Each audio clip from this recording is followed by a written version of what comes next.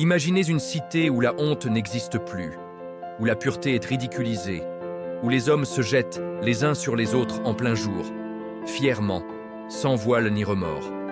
Une nation qui a inventé un péché qu'aucune avant elle n'avait osé commettre. Allah les a avertis par son messager Lut, mais ils ont ri. « Apporte-nous ton châtiment si tu dis vrai. » Et le ciel a répondu, par la terreur absolue. Aujourd'hui, nous révélons l'horreur cachée d'Amoura, la ville maudite, anéantie par la colère divine. Un avertissement glaçant pour notre époque. Si ce récit vous secoue, abonnez-vous maintenant, likez la vidéo et activez la cloche, car ce qui va suivre pourrait changer votre regard sur le monde. Restez jusqu'au bout. Le châtiment approche. Bien avant que les cris de terreur ne déchirent le ciel d'Amoura, bien avant que les pierres brûlantes ne s'abattent comme une pluie de jugement, il y avait un jeune homme nommé Lut, un neveu chéri, élevé dans le ombre protectrice des, un homme que les cieux appelaient El Hamidé Allah, Ibrahim alayhi salam. Imaginez une époque où les idoles régnaient sur les cœurs, où les hommes sculptèrent des dieux de pierre et leur offrèrent du sang et de l'encens. Nimrod, le tyran autoproclamé divin, trônait sur son empire de peur. Les flammes rugissaient pour punir ceux qui osaient dire « Il n'y a de divinité que Allah ». C'est dans ce chaos que grandit Lut. Enfant, il voyait son oncle défier l'arrogance des puissants. Il entendait les moqueries, les rires cruels quand Ibrahim brisait les idoles une à une dans le temple.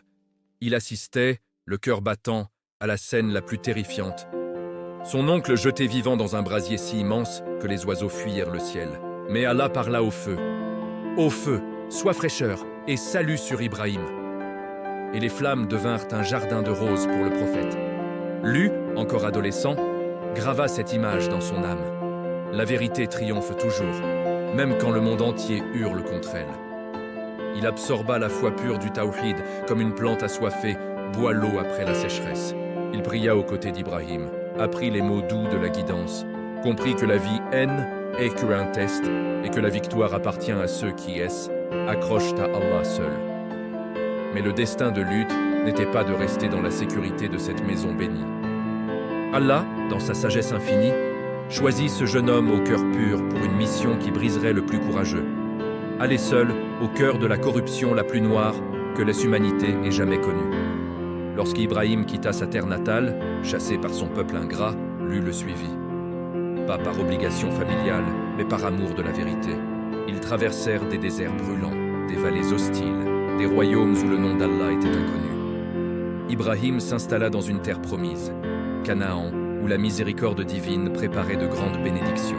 Mais pour Lut, le chemin bifurqua. Allah lui révéla « Tu seras mon messager pour un peuple dont le crime dépasse tout ce que les mondes ont vu. » Et ce peuple vivait dans une vallée fertile, au bord d'une mer qui deviendrait plus tard synonyme de mort, la mer morte. Des villes prospères, aux murs solides, aux marchés bruissants, aux jardins luxuriants. De l'extérieur, un paradis sur terre. De l'intérieur, un cloaque d'horreur. Lut arriva seul, pas avec une armée, pas avec des richesses, pas avec des miracles visibles au premier regard. Juste avec sa foi, sa patience et des paroles simples venues du ciel. Il s'installa parmi eux, marcha dans leurs rues, respira leur air empoisonné par le vice. Il vit des choses que d'aucun œil pur ne devrait voir. Des hommes, approchant d'un autre homme en public, sans honte, avec fierté. Des rires gras quand quelqu'un osait parler de modestie. Des femmes qui abandonnèrent leur nature pour imiter les vices des hommes. Ils ne péchaient pas en cachette, tremblant de peur.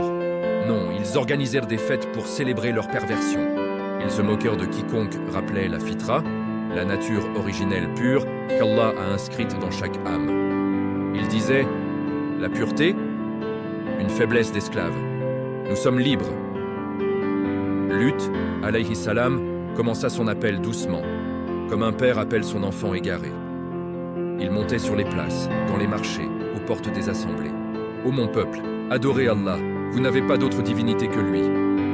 Craignez-il le jour où vous serez ressuscités. » Il leur rappelait les bienfaits, la terre fertile qu'Allah leur avait donnée, l'eau abondante, la sécurité. Pourquoi échangez-vous ce qui est pur contre ce qui est impur? Pourquoi approchez-vous les hommes avec désir au lieu des femmes? Vous êtes un peuple transgresseur. Au début, ils l'écoutèrent avec un sourire moqueur. Puis vinrent les insultes. « Qui es-tu pour nous juger, étrangers ? Retourne chez ton oncle le fou qui parle à son Dieu invisible. Notre mode de vie nous rend heureux. Toi, tu veux nous priver de plaisir. » Mais Lu ne faiblit pas. Nuit après nuit, il rentrait chez lui, une maison modeste parmi les leurs, le cœur lourd. Il pleurait en prière. « Oh Allah, guide-les, ou protège-moi et ceux qui croient de leur malice. » Et pourtant, parmi cette mer de corruption, quelques âmes commencèrent à écouter. Sa propre famille, ses filles, élevées dans la crainte d'Allah. Quelques voisins discrets qui sentaient encore la fitra vibrer en eux. Mais sa femme, son cœur penchait déjà vers les ténèbres. Elle riait en secret des paroles de son mari. Elle murmurait aux autres femmes que Luth exagérait, que tout le monde le fait. Les jours passèrent. Les moqueries devinrent des menaces. Ils commencèrent à comploter. Chassons cet homme et sa famille pure. Il nous rappelle notre honte. Lu savait que le temps pressait. Chaque appel rejeté rapprochait le décret. Il leva les yeux vers le ciel et murmura « Seigneur, tu sais mieux que quiconque ce qu'ils préparent contre moi. » Et les cieux, silencieux pour l'instant, préparaient déjà leur réponse. Car quand une nation inverse le bien et le mal, quand elle fait de la honte une gloire et de la gloire une honte, alors le matin du châtiment n'est plus loin. Le chapitre suivant révélera comment les anges descendirent, comment la nuit de terreur commença, et comment Luth dut protéger des invités que personne ne devait toucher. Le soleil se couchait lentement sur la vallée maudite, peignant les collines d'un rouge sanglant, comme si le ciel lui-même pressentait le drame qui allait se jouer. Luth, alayhi salam, rentrait chez lui après une longue journée d'appel. Ses pas étaient lourds, son visage marqué par la fatigue et la tristesse. Chaque sermon rejeté, chaque moquerie lancée comme une pierre, chaque regard méprisant pesait sur son cœur comme une montagne. Il avait passé la journée à répéter les mêmes paroles, inlassablement. « Ô mon peuple, pourquoi commettez-vous cette abomination que nul peuple avant vous n'a osé? Vous approchez les hommes avec désir au lieu des femmes. N'êtes-vous pas raisonnable? Craignez Allah et revenez à ce qui est pur. » Et chaque fois, les réponses fusaient, plus violentes, plus arrogantes. « Laisse-nous tranquilles avec ta morale d'un autre temps. Nos plaisirs ne te regardent pas, étranger. Si ton Dieu est si puissant qu'il vienne lui-même nous arrêter. » Lu savait que ces paroles n'étaient pas seulement des insultes, c'étaient des défis lancés au ciel. Et le ciel, patient mais inexorable, ne reste jamais sourd aux cris de ses messagers. Ce soir-là, alors que les ombres s'allongeaient sur les ruelles poussiéreuses d'Amoura, 3 silhouettes apparurent à l'entrée de la ville. 3 voyageurs d'une beauté surnaturelle. Leur peau semblait illuminée de l'intérieur. Leurs vêtements immaculés ne portaient aucune trace de poussière, malgré le long chemin parcouru. Leurs regards étaient profonds, calmes, presque trop calmes pour des hommes ordinaires. La première personne à les apercevoir fut une des filles de Luth. Elle se tenait près de la porte de la ville, attendant le retour de son père comme à son habitude. Lorsqu'elle posa les yeux sur eux, son cœur s'arrêta un instant. Une beauté pareille n'existait pas sur terre. C'était comme si la lumière des étoiles s'était incarnée en 3 formes humaines. Terrifiée à l'idée du danger qui les attendait dans cette ville de loups, elle courut vers eux, les mains tremblantes. « Ô honorables voyageurs, par pitié, ne restez pas ici. Cette ville est maudite, ses habitants sont des monstres. S'ils vous voient, ils vous feront du mal. Rentrez avec moi, mon père vous protégera. » Les 3 hommes, car c'est ainsi qu'ils apparaissaient, échangèrent un regard serein, puis hochèrent la tête. Ils la suivirent sans poser de questions. Lorsque Luth rentra chez lui ce soir-là, il trouva ses filles en pleurs, agenouillées devant 3 étrangers assis dans la cour. Son sang se glaça. Il comprit immédiatement. Ce n'étaient pas des hommes. Il s'approcha, le cœur battant à tout rompre, et s'inclina légèrement. « Que la paix soit sur vous. Qui êtes-vous et que cherchez-vous ici ?» Le plus imposant des 3, celui que l'on nommera plus tard Djibril alayhi salam, parla d'une voix douce mais ferme, qui semblait résonner à l'œil intérieur même de l'Essam. « Nous sommes des voyageurs fatigués. Nous cherchons un abri pour la nuit. » Luth sentit une sueur froide couler dans son dos. Il savait exactement qui ils étaient. Et il savait aussi ce que signifiait leur venue. Il les fit entrer rapidement dans la maison, ferma la porte derrière eux, barricada même les fenêtres avec des tissus épais. Puis, à voix basse, tremblante, « Par Allah, je vous en conjure, ne sortez pas, ne parlez à personne. Mon peuple, ils ne respectent ni l'hôte ni l'invité. S'ils apprennent votre présence, ils viendront. Et ce qu'ils veulent, ce n'est pas de l'hospitalité. » Les anges restèrent calmes, presque impassibles. Ils savaient déjà. Ils étaient venus pour deux raisons, sauver Lut et sa famille fidèle, et exécuter le décret divin sur une nation qui avait dépassé toutes les limites. Mais la nouvelle se répandit comme une traînée de poudre. La femme de Lut, celle dont le cœur était attaché aux mœurs de son peuple, avait vu les trois étrangers entrer. Au lieu de se taire, elle sortit discrètement, glissa dans les ruelles sombres et murmura à quelques femmes, puis à quelques hommes. Des jeunes hommes d'une beauté incroyable sont chez Lut, des voyageurs, seuls. Le mot circula. Rapidement. Trop rapidement. Bientôt, des murmures devinrent des cris. Des cris devinrent une foule. Des hommes de tous âges, les yeux brillants de désir bestial, se rassemblèrent devant la maison de Lut. Ils frappaient à la porte, hurlaient, riaient d'un rire gras et obscène. « Ouvre, Lut! Donne-nous tes invités! Nous savons qu'ils sont là! Tu nous as toujours empêchés de nous amuser. Ce soir, tu ne pourras rien faire. » À l'intérieur, Lut se tenait devant la porte close, le dos appuyé contre le bois, les bras écartés comme s'il pouvait retenir une avalanche avec ses seules mains. Ses filles pleuraient en silence dans un coin. Les anges, eux, restaient assis, immobiles, leur visage n'exprimant ni peur ni colère, seulement une attente sereine. Lut sortit la tête par une petite ouverture, la voix brisée. « Ô mon peuple, craignez Allah! Ne me déshonorez pas devant mes invités, voici mes filles, elles sont plus pures pour vous. Prenez-les en mariage légitime, mais laissez ces hommes tranquilles. N'y a-t-il donc pas un seul homme raisonnable parmi vous ?» La foule explosa de rire, un rire cruel, moqueur, dénué de toute humanité. L'un d'eux cria « Nous n'avons que faire de tes filles, Lut, tu sais très bien ce que nous voulons. » Un autre ajouta, avec une arrogance qui glaçait le sang « Et si ton Dieu est si grand qu'il nous envoie son châtiment, nous l'attendons. » C'est à cet instant précis que Lut sentit son cœur se serrer comme jamais. Il murmura, presque pour lui-même, « Si seulement j'avais une force ou un allié puissant. » Alors, l'un des anges, Djibril, se leva lentement. Sa voix traversa la pièce comme un vent frais au milieu de l'enfer. « Ô Lut, ne t'afflige pas, ne crains rien. Nous sommes les messagers de ton Seigneur, ils ne pourront jamais t'atteindre. » Et avant que la foule ne puisse enfoncer la porte, Djibril fit un geste, un simple geste, un battement d'ailes invisible. Un éclair aveuglant jaillit. Pas de lumière, mais d'obscurité soudaine. Les yeux de tous les assaillants furent frappés de cécité. Ils hurlèrent, portèrent les mains à leur visage, trébuchèrent les uns sur les autres, griffèrent l'air, maudirent Lut dans leur confusion et leur douleur. Le Coran le rapporte avec une précision terrifiante, et nous avons aveuglé leurs yeux. La foule recula en désordre, titubant dans les ruelles, se cognant au mur, pleurant de rage et de peur. Pour la première fois, leur arrogance se fissura. Mais même aveuglés, leur cœur restait dur.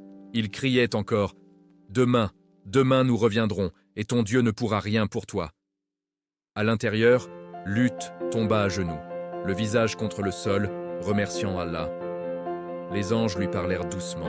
« Prépare ta famille, quittez cette ville avant l'aube, et que nul d'entre vous ne se retourne. » La nuit était encore longue. Mais le décret approchait. Le matin qui allait se lever ne serait pas un matin ordinaire. L'aube se leva sur Amoura. Mais ce n'était pas la lumière douce et réconfortante que connaissent les hommes pieux. C'était une lueur pâle, maladive, comme si le soleil lui-même hésitait à éclairer ce qui allait se produire. Le ciel était anormalement clair, sans un seul nuage, sans un souffle de vent.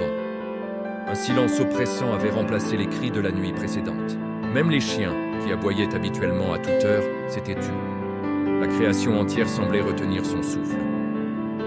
À l'intérieur de la maison de Lut, alayhi salam, l'atmosphère était lourde. Les anges, Djibril, Mikaïl et Israfil, alayhim salam, se tenaient debout, immobiles, leurs regards tournés vers l'horizon invisible. Ils n'avaient pas dormi, car les anges ne dorment pas. Ils attendaient l'ordre final de leur Seigneur. Lu rassembla sa famille dans la pièce principale.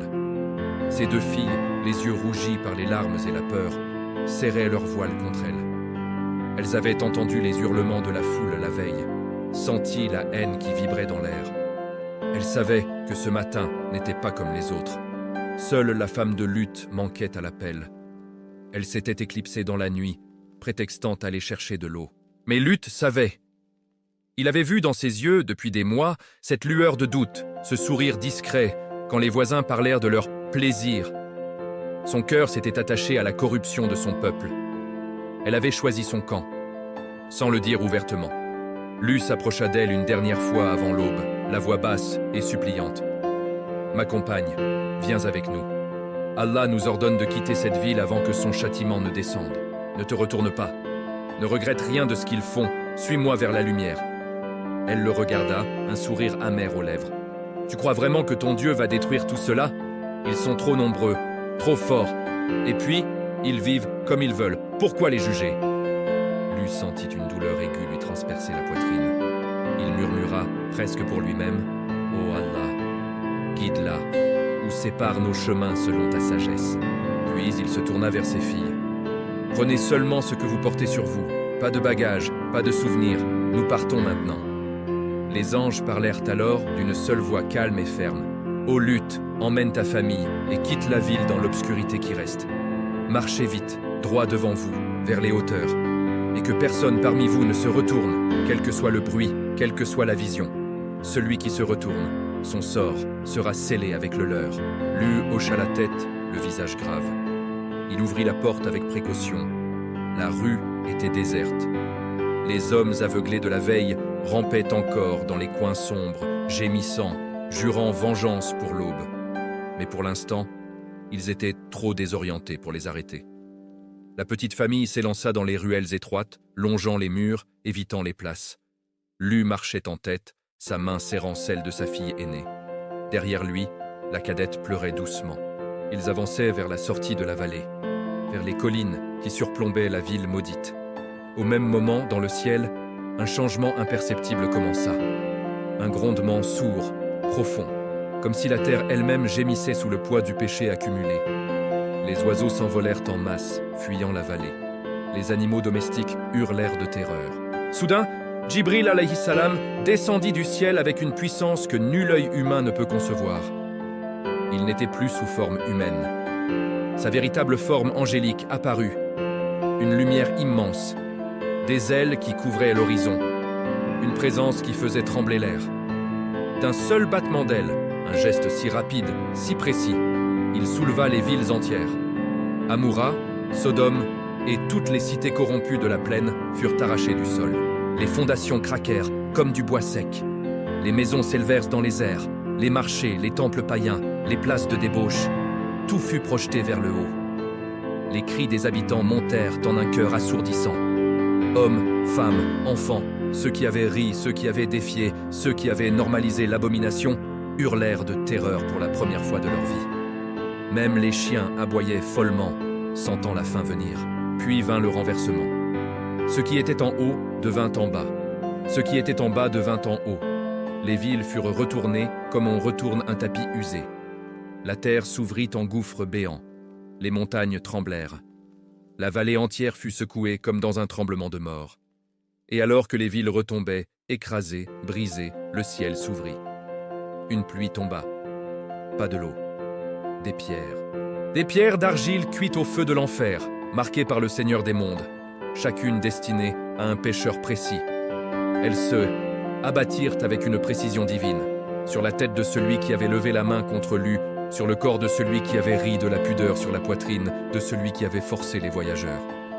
Le Coran le décrit avec une clarté glaçante. Et nous avons fait pleuvoir sur eux une pluie de pierres. Alors quelle a été la fin des criminels? Izurat An-Naml 27-58. Des pierres d'argile marquées auprès de ton Seigneur pour les transgresseurs. Surat Ad-Dariyat 51-33-34. Les hurlements cessèrent un à un. Le silence revint, plus lourd que jamais.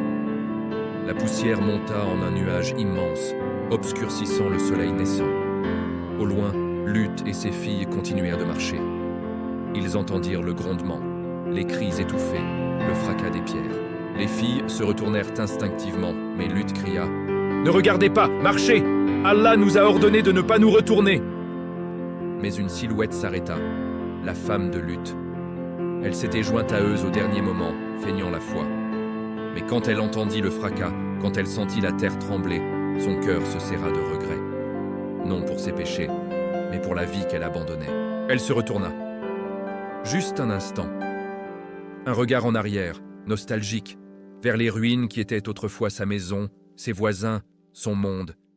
Et à cet instant précis, une pierre la frappa.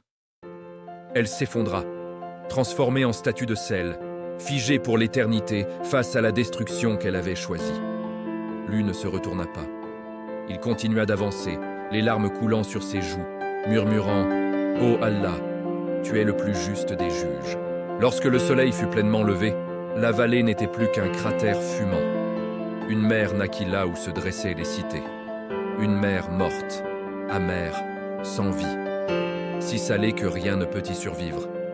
Sous ces eaux lourdes reposent encore les vestiges d'une civilisation arrogante. Les pierres marquées gisent au fond, témoignage muet de la colère d'Allah. Et pourtant, l'histoire ne s'arrête pas là, car ce châtiment n'était pas seulement une punition. C'était et c'est toujours un signe. Un avertissement gravé dans la terre elle-même pour toutes les générations à venir. Si ce chapitre vous a bouleversé, si vous réalisez que la patience d'Allah a des limites et que son châtiment, quand il vient, est total et sans appel, alors abonnez-vous tout de suite, likez cette vidéo pour propager ce rappel urgent et activez la cloche pour ne rater aucun épisode. Le silence qui suivit la destruction d'Amoura fut plus assourdissant que tous les cris réunis. La vallée, autrefois verte et fertile, n'était plus qu'un paysage lunaire, une étendue de sel craquelé, des roches noircies, une mer stagnante et amère qui refusait toute vie. Sous ces eaux opaques reposaient les vestiges écrasés des maisons, des marchés, des lieux de débauche, et les corps de ceux qui avaient défié Allah jusqu'à leur dernier souffle. Les pierres d'argile marquées gisaient encore au fond, comme des sceaux divins posés sur une sentence irrévocable. Aujourd'hui encore, des milliers d'années plus tard, les voyageurs qui s'approchent de cette mer morte sentent un poids inexplicable sur leur poitrine. L'air est lourd, l'eau si salée qu'elle brûle la peau, aucun poisson ne survit, aucun oiseau ne s'y pose longtemps. Et comme si la terre elle-même gardait le souvenir de la colère des Allah et refusait de guérir. Les géologues parlent de cataclysmes naturels, les historiens évoquent un tremblement de terre ou une éruption volcanique ancienne. Mais les croyants savent. Ils savent que ce n'est pas un simple accident de la nature. C'est un signe, un monument vivant de la justice divine, un avertissement que le Coran n'a pas laissé au hasard. Allah dit dans son livre béni « Et nous avons laissé des elles, un signe manifeste pour un peuple qui comprend. » Sourate Al-Ankabut 29-35. Et ailleurs. Et dans cela, il y a vraiment un signe pour ceux qui craignent le châtiment douloureux. Sourate Ad-Dariyat 51-37. Pourquoi ce châtiment fut-il si spectaculaire, si total, si visible encore aujourd'hui? Parce que le crime du peuple de Lut n'était pas seulement un péché privé. C'était une rébellion ouverte, collective, arrogante contre l'ordre même de la création. Ils n'avaient pas commis l'acte en cachette, tremblant de honte. Non. Ils l'avaient élevé au rang de norme. Ils l'avaient célébré dans leur rassemblement. Ils l'avaient imposé comme une liberté. Ils avaient ridiculisé ceux qui appelèrent à la fitra. Cette nature pure que Allah a inscrite dans chaque être humain est l'attirance naturelle entre l'homme et la femme, la famille, fondée sur le mariage légitime, la pudeur, comme bouclier de la dignité. Et quand Lut, alayhi salam, vint leur rappeler cela avec patience et miséricorde, ils ne se contentèrent pas de l'ignorer. Ils se moquèrent, ils le menacèrent. Ils complotèrent pour l'expulser, lui et sa famille, parce que, écoutez bien ces mots terribles du Coran, ils dirent « Expulsez la famille de Lut de votre cité.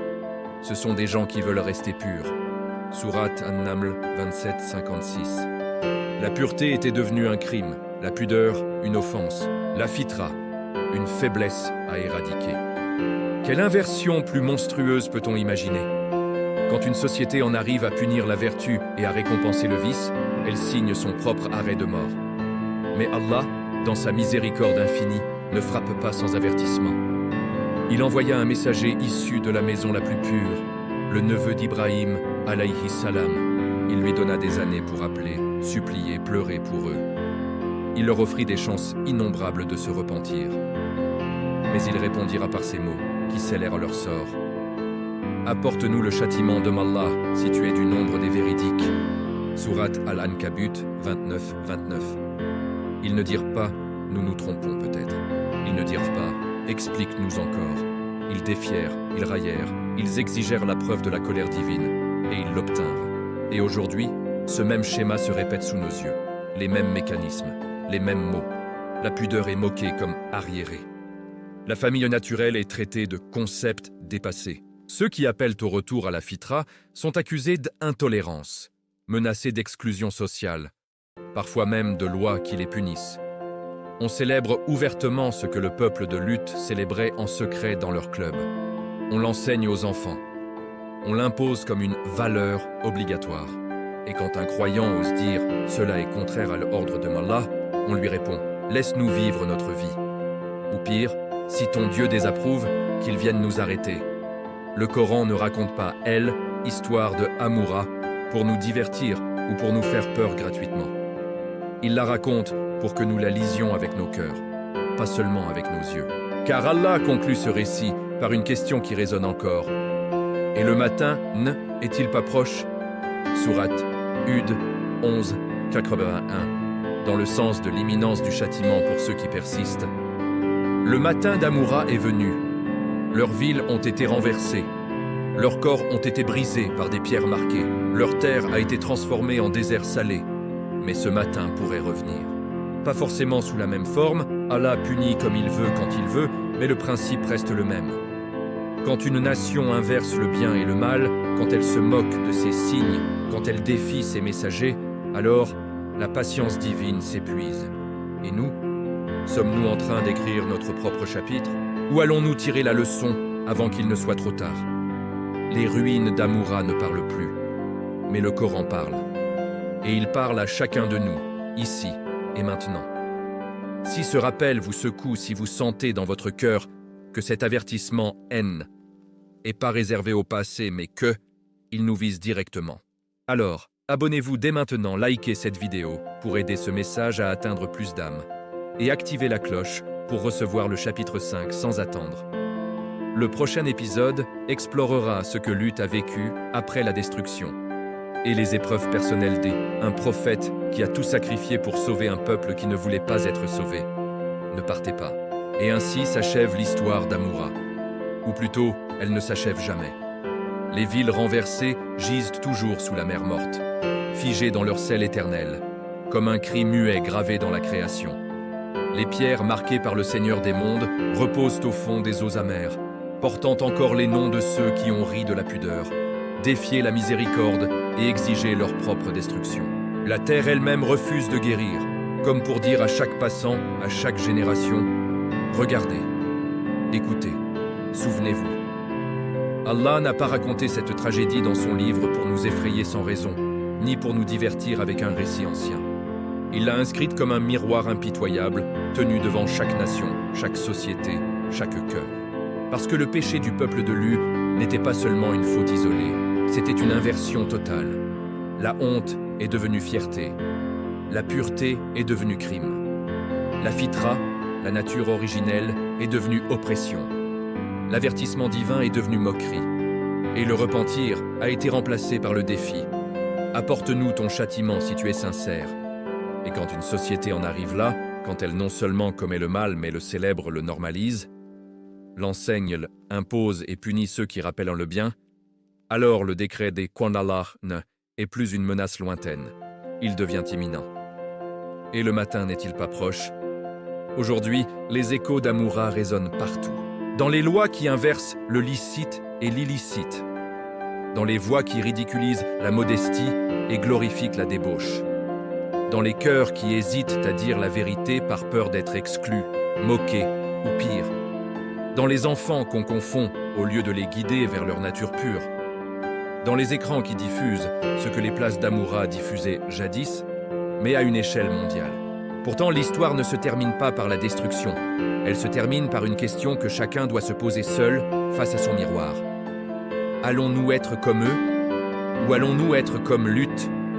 Lut, alayhi salam, a tout perdu. Sa ville, sa femme, son peuple, sa sécurité. Mais il n'a pas perdu sa foi, il n'a pas perdu sa dignité. Il n'a pas perdu la certitude que la vérité, même moquée, reste la vérité. Et Allah l'a préservé, lui et ceux qui ont cru avec lui, pour que son histoire vive jusqu'au jour du jugement. Alors écoutez bien cette dernière parole. Le châtiment d'Amoura n'était pas la fin. C'était le début d'un rappel éternel. Chaque fois que tu vois la pudeur ridiculisée, chaque fois que tu entends la fitra niée, chaque fois que tu sens la pression de normaliser ce qu'Allah a interdit, souviens-toi. Souviens-toi des pierres qui tombent du ciel. Souviens-toi de la terre retournée. Souviens-toi de la statue de sel et choisis. Choisis la patience de Lut plutôt que l'arrogance de son peuple. Choisis la miséricorde d'Allah plutôt que les applaudissements du monde. Choisis la pureté, même si elle te rend seul, parce que la solitude avec Allah vaut mieux que la foule sans lui. Et si un jour le matin approche pour nous aussi, que ce soit un matin de salut, pas de destruction, qu'Allah nous préserve du sort d'Amoura, qu'il raffermisse nos cœurs sur la vérité, qu'il nous compte parmi ceux qui écoutent ses messagers et non parmi ceux qui les défient. Amen. Si cette série vous a secoué, touché ou réveillé, alors abonnez-vous maintenant pour ne manquer aucun rappel de ce genre, likez cette vidéo pour la partager avec ceux qui en ont besoin et activez la cloche pour être prévenu des prochaines histoires qui pourraient changer une vie. Merci d'avoir suivi jusqu'au bout. Que la paix, la miséricorde et les bénédictions d'Allah soient sur vous et sur nous tous. Fin de la série.